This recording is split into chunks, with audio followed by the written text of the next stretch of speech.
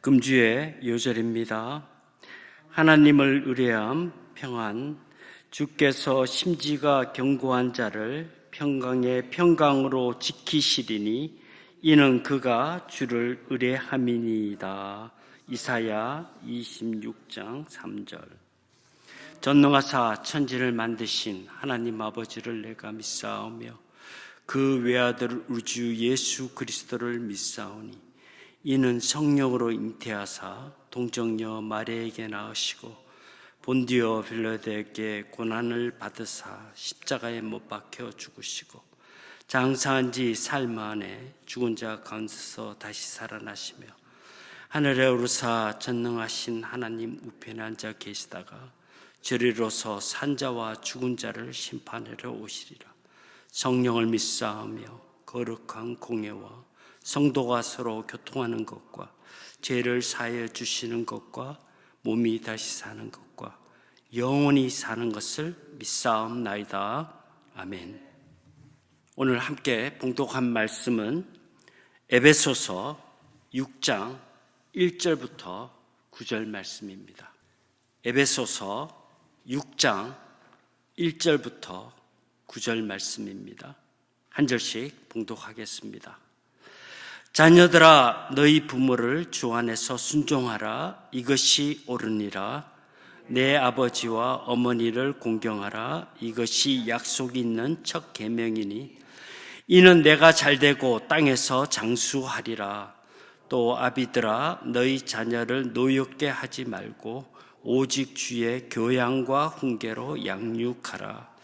종들아 두려워하고 떨며 성실한 마음으로 육체의 상전에게 순종하기를 그리스도께 하듯 하여 눈가림만 하여 사람을 기쁘게 하는 자처럼 하지 말고 그리스도의 종들처럼 마음으로 하나님의 뜻을 행하여 단마음으로 섬기기를 주께 하듯 하고 사람들에게 하듯 하지 말라.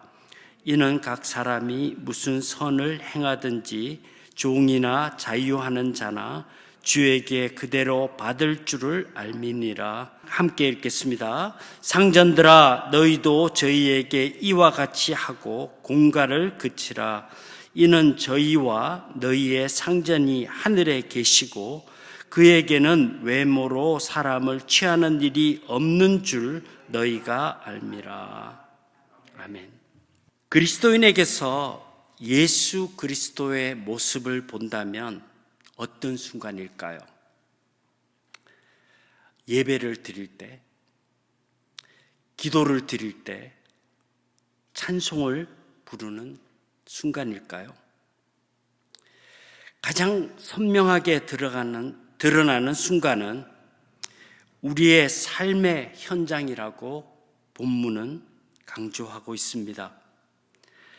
에베소서는 4장 13절을 기준으로 전반부는 하나님의 경륜과 비밀에 대해서, 후반부는 그리스도의 사역, 즉 성도들의 신앙 성장에 대한 말씀인데 그 가운데 본문 말씀은 인간 관계에 대해서 기록하고 있습니다. 먼저 6장 1절부터 4절 말씀은 그리스도인들의 가정생활은 어떻게 해야 할 것인가에 대한 말씀입니다. 1절부터 3절은 자녀의 부모의 공경에 대해서, 곧 신앙 성장을 위해 부모와의 관계가 어떻게 달라져야 하는가. 그리고 4절 말씀은 부모의 자녀 양육에 대해서, 곧 신앙 성장을 위해 자녀와의 관계를 어떤 자세로 가져야 할 것인가. 둘째로는 6장 5절부터 9절 말씀은 그리스도인의 사회생활은 어떻게 해야 하는가에 대한 말씀입니다. 5절부터 8절 말씀은 사회나 직장 생활에서 직원으로서 주인이나 상사에 대해서 어떻게 하는 것이 신앙인다운 모습인가. 그리고 9절 말씀은 그렇다면 주인이나 상사는 직원들에게 어떻게 대하는 것이 신앙인다운 모습인가를 말씀하고 있습니다. 저는 이러한 본문의 내용을 가지고 신앙 성숙의 삶이라는 제목으로 말씀을 나누고자 합니다. 첫째, 자녀에 대한 권면이 나옵니다. 1절 말씀에 보면 자녀들아 너희 부모를 주 안에서 순종하라 이것이 옳으니라.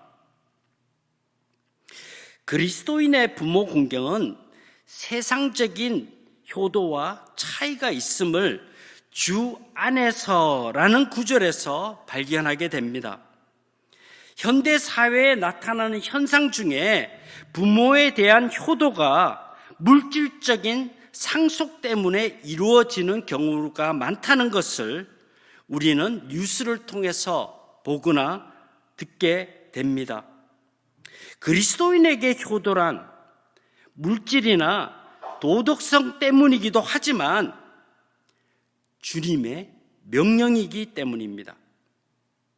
어느 시아버지가 며느리에게 내가 죽더라도 제사를 지내주면 내 재산을 상속해 주시겠다고 제안을 했답니다. 그런데 이 며느리는 그리스도인으로서 제사는 지내드릴 수가 없지만 생전에 효도를 다하겠다고 약속을 했고 최선을 다해서 부모를 모시는 모습을 보고 그 시아버지는 전 재산을 상속했다고 합니다. 주 안에서 부모를 섬기는 것이 성경적 근본적인 진리입니다. 이것이 옳으니라 라는 이 구절은 마땅하다, 당연하다는 의미로 부모를 공경하는 것이 마땅하다는 것입니다. 골로새서 3장 20절에 보면 부모 공경은 주 안에서 기쁘게 하는 것이니라 라고 했습니다. 성도의 삶의 목적이 하나님을 기쁘시게 하는 것이라면 부모 공경은 하나님을 기쁘시게 하는 것이므로 당연히 그리스도인들의 삶의 목적이자 의무가 되어야 할 것입니다. 그리고 2절 말씀에 보면 내 아버지와 어머니를 공경하라 이것이 약속 있는 첫 계명이니 여기서 공경하라는 말은 명예롭게 여긴다, 존경한다, 그리고 경제적 도움을 준다라는 의미를 가지고 있습니다. 한자로도 이 공경이라는 말은 섬긴다는 것으로 경제적인 도움을 포함하고 있는 뜻입니다. 마가복음 7장 10절부터 13절에 보면 고르반이라는 단어가 나오고 있습니다. 이것은 부모에게 드릴 것을 하나님께 드린다는 유대인 전통을 나타내는 말입니다. 그러나 이 마태복음 7장에서 보면 이것은 불효하는 것이라고 성경은 지적하고 있습니다. 무슨 말입니까? 하나님께 드리는 것과 부모님에게 드리는 것을 구별해야 한다는 말씀입니다. 그리고 10계명 중에 사람에 대한 첫 계명이 부모 공경으로 나오죠. 이 명령을 지킬 때 복을 받는 유일한 계명으로 나오고 있습니다. 3절 말씀에 보면 이는 내가 잘되고 땅에서 장수하리라. 부모를 공경함으로 받을 복을 하나님께서 약속하신 것입니다. 10계명 중에 5계명에는 오늘 본문의 2절부터 3절 말씀이 연결되어서 기록되고 있는데 부모 공경은 이 땅에서 풍성한 축복을 받을 뿐만 아니라 그 반면에는 부모를 무시하거나 불효하는 것은 하나님을 불순종하는 것으로 간주하고 있습니다.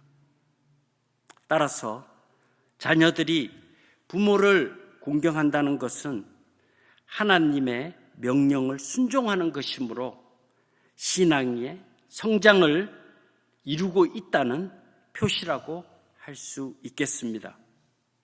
둘째로는 부모에 대한 권면이 나오고 있습니다. 우리는 사육한다, 양육한다라는 의미를 잘못 이해하고 있는 경우가 많습니다. 사육한다는 것은 먹이고 길러서 경제적 유익이나 부의 축적을 위한 목적이 있습니다. 일반적으로는 가축을 먹여서 기르는 것을 말하지만 세상의 일부 부모들은 자녀들의 성공이 자신의 부와 명예를 보장해 준다고 생각하는 분들도 있습니다. 그러나 본문에 나오는 양육한다라는 이 말씀은 보살펴 자라게 한다라는 뜻으로 하나님의 뜻에 맞게 키운다는 것을 의미합니다. 이웃을 사랑하고 세상을 변화시켜서 하나님의 복음을 전파하는 것이 우리 인생의 목적이듯이 우리의 자녀를 향하신 하나님의 뜻이라는 것입니다.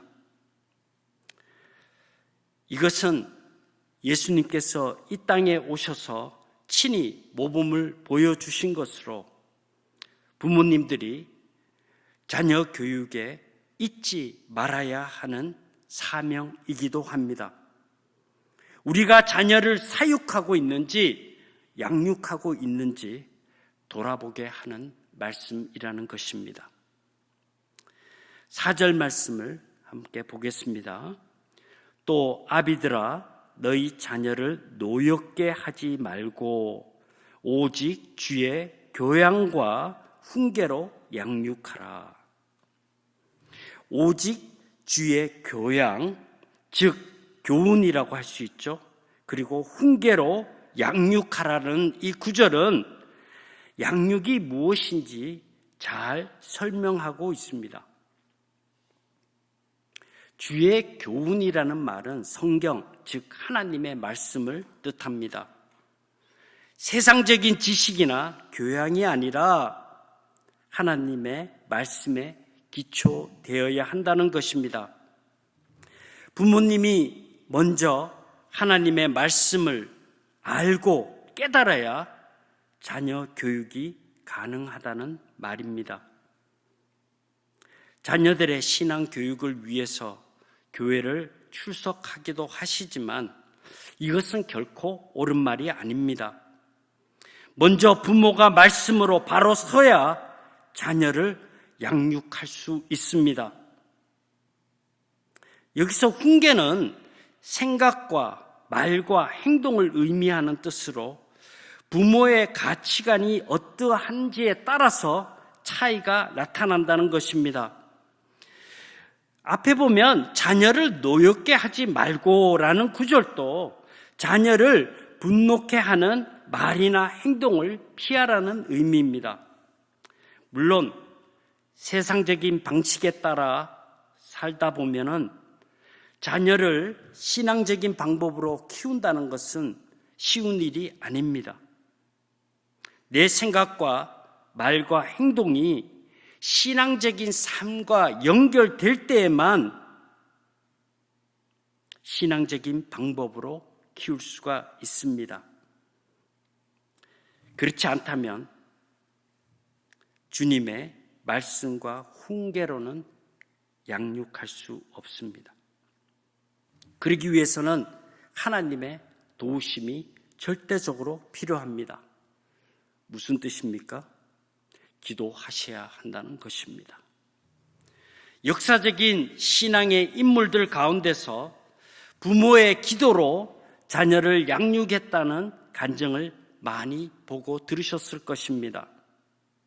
자녀를 위한 기도는 자녀를 양육하는 데 있어서 결코 빠져서는 안 될 중요한 요소입니다.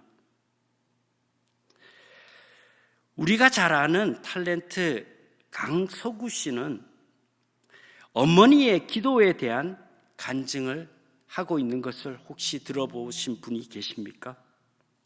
그런 어린 시절 매일 새벽 기도와 가정 예배를 드리는 어머님을 처음에는 이해하지 못했다고 합니다. 그런데 성인이 되고 자녀들을 양육하면서 어머니의 신앙 교육을 분명하게 깨닫게 되었고, 그 신앙 교육을 그대로 자녀들에게 실천했다고 합니다. 그는 신앙 교육을 바둑에 비유하여 설명하고 있는데, 바둑의 고수들이 처음 한두 알을 두는 것을 왜 그곳에 두는지 이해를 하지 못한다고 합니다. 그런데 끝날 때가 보면 그것이 무슨 뜻인지 알 수 있는 것처럼 자녀를 위한 기도와 신앙 교육은 자녀들이 성장하면 알게 된다고 간증했습니다. 플로튼 장로교회가 교육 선교의 큰 비전을 가지고 열정적으로 사역하는 이유는 크게는 세계 선교를 위한 하나님의 사역이지만, 작게는 자녀들을 신앙적인 바탕에서 양육하여서 세상을 변화시킬 수 있는 지도자로 세우기 위한 것입니다. 앞으로 언어스 아카데미를 위해 많은 기도와 성원을 이 시간을 통해서 부탁드립니다. 세 번째로 사회생활에 대한 권면이 나오고 있습니다. 에베소서 5장 22절에서 6장 4절까지의 말씀은 가정생활, 즉 부부와의 관계, 부모와 자녀 간에 필요한 권면이라면,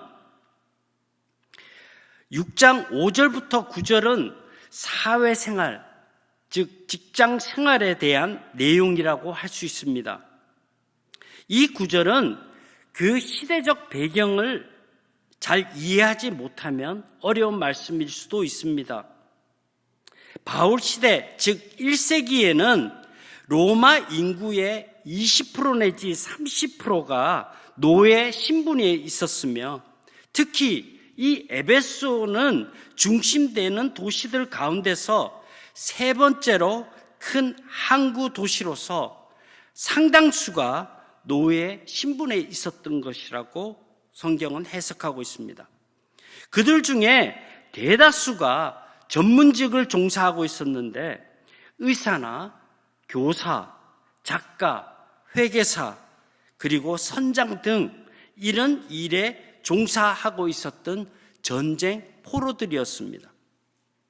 따라서 여기에 나오는 종이란 표현은 현대어로 말하면 직장인과 같은 의미로 그들 가운데 노동 대가를 받고 그 돈으로 자유인의 신분을 얻은 자도 많이 있었다는 것입니다. 자, 5절 말씀을 보겠습니다. 종들아 두려워하고 떨며 성실한 마음으로 육체의 상전에게 순종하기를 그리스도께 하듯 하여, 이렇게 기록하고 있습니다. 두려워하고 떨며 라는 이 말은 실수하지 않으려고 애쓰는 모습이라고 볼 수 있습니다. 신학자 아놀드는 그리스도인은 깊은 존중과 두려움으로 자신의 윗사람에게 순종해야 한다고 해석하고 있습니다. 또한 성실한 마음으로 라는 구절은 두 마음을 품지 말고 오직 한 마음으로 섬기는 것을 의미하고 있습니다. 중요한 사실은 육체의 상정과 그리스도를 대비하면서 그리스도께 복종하는 마음으로 윗사람을 대하도록 권면하고 있다는 것입니다.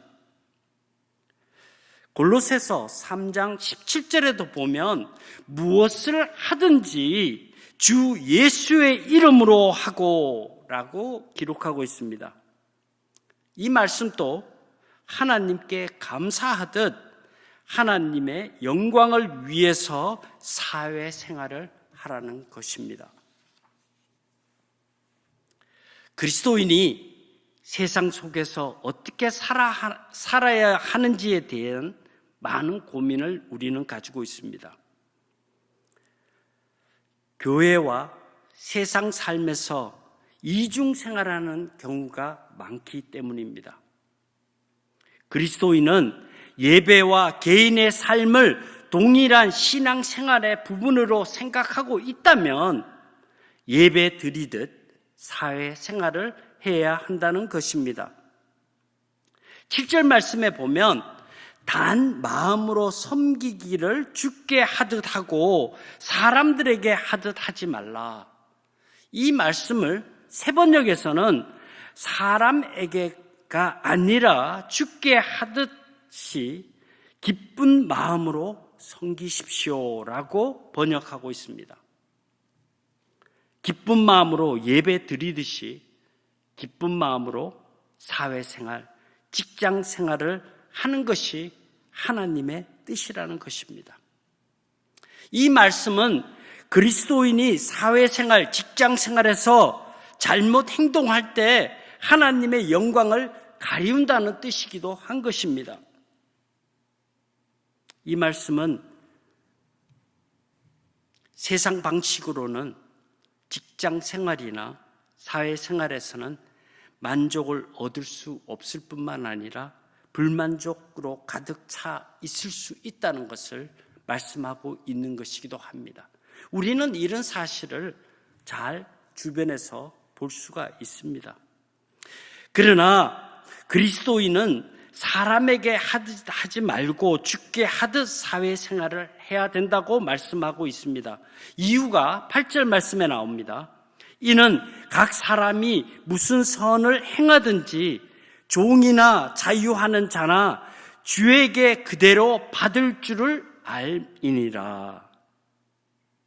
그리스도인에게 영생이 보장되고 있듯이 천국에서 큰 상금을 보장하고 있다는 말씀입니다.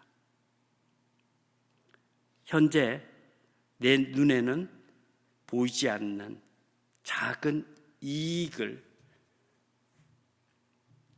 전부라고 생각하지 말라는 말씀입니다.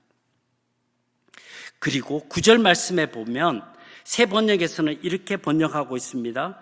주인된 여러분, 종들에게 이와 같이 행하고 위협을 그만두십시오. 그들의 주님이시오 여러분의 주님이신 분께서 하늘에 계신 것과 주님께서는 사람을 차별하여 대하시지 않는다는 것을 여러분들은 아십시오. 바울은 상전에게도 아랫사람 즉 직원들에게 주께 하듯 섬길 것을 동일하게 권면하는 말씀입니다.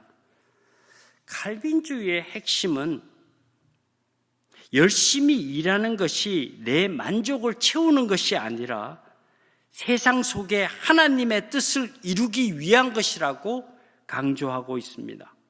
따라서 오직 그리스도인 그리고 교회만이 사랑의 섬김이나 구원의 복음 전파를 통해서 세상을 변화시킬 수 있다는 것입니다. 말씀을 정리하겠습니다. 그리스도인의 가정생활, 사회생활은 어떻게 해야 할 것인가요? 자녀가 부모 공경을 하는 것이 하나님을 기쁘시게 하는 진정한 신앙 성숙이라고 말하고 있습니다. 부모의 자녀 양육은 하나님의 말씀과 기도로 만들어지는 신앙 성숙의 과정임을 말씀하고 있습니다. 그리스도인의 사회생활, 즉 직장생활은 만물을 충족해 하시는 하나님을 세상 속에 드러내며 하나님의 영광을 높이는 일이라고 말씀하고 있습니다. 오늘도 하나님의 말씀을 귀중하게 생각하고 하나님을 기쁘시게 하는 신앙 성숙의 삶을 살기 위해서 노력하고 애쓰시는 모든 성도들에게 성령의 도우심과 충만케 하심이 함께 하시기를 바랍니다. 다 같이 기도하겠습니다. 하나님, 우리를 지켜주시고 보호해 주심을 감사드립니다. 오늘도 어제보다 나은 신앙 성숙을 위해 교회에서나 가정에서나 사회 상열 가운데서도 최선의 삶을 다하는 우리가 될 수 있도록 성령께서 함께 하셔서 도와주시기를 간절히 기도합니다. 오늘도 하나님을 기쁘시게 하는 삶을 살도록 인도하시며 강구하시는 우리 주 예수 그리스도의 이름으로 간절히 기도드리옵나이다. 아멘.